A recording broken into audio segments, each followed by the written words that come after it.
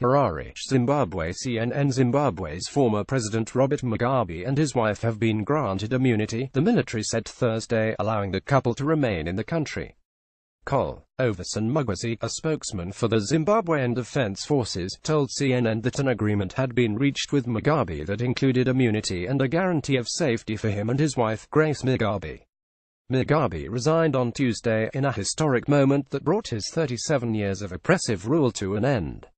The former leader has been accused of waging a campaign of fear to remain in power for nearly 4 decades, and human rights activists have long called for him to be brought to justice. He was accused of ordering a string of massacres in the early to mid-1980s in opposition strongholds to consolidate his power. Up to 20,000 people were killed, academics say. He has also been accused of corruption to finance his lavish lifestyle, as his government drove the once prosperous nation into economic ruin and poverty. Mugabe had spent a week negotiating his departure with the military since the country's army seized control in the capital, Harare, and placed the leader under house arrest. In a long, drawn-out process, frustrated military officials gave in to the demands for immunity and allowed the president to keep several of his properties, sources told CNN on Monday, before Mugabe stepped down.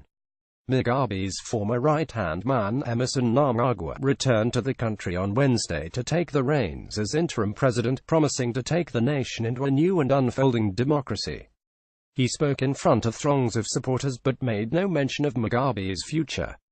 Mnangagwa is scheduled to be sworn in on Friday. Will the military recede? In Mnangagwa's remarks on Wednesday, he made clear that he played a role in the military's operation to remove Mugabe from power.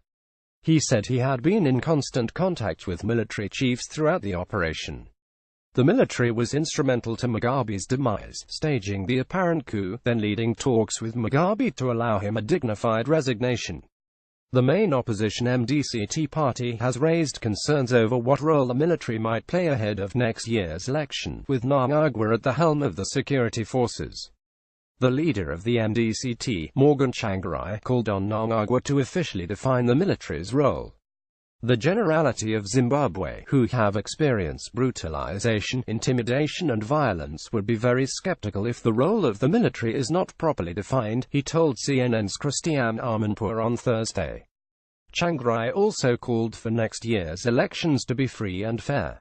He has contested the presidency 3 times against Mugabe and, in 2013, alleged widespread fraud after his defeat. It is widely alleged that Mugabe kept his iron grip on power by rigging the vote. Mnangagwa's return has raised a sense of nervousness in Zimbabwe. He is alleged to have been behind some of Mugabe's most ruthless policies, and to many he represents the oppressive status quo. Known as the crocodile for his political cunning and longevity, Mnangagwa has been accused of orchestrating massacres in the 1980s, an allegation he denies.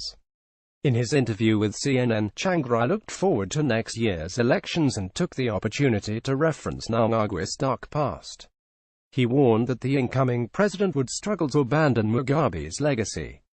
Knowing Emmerson Mnangagwa, his character, he will have to work very hard to change his character so that he can define the future of the country and define his future as a Democrat, as a reformer.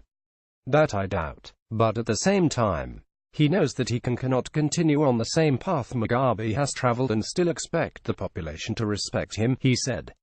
CNN's Shams El-Wazer contributed to this report.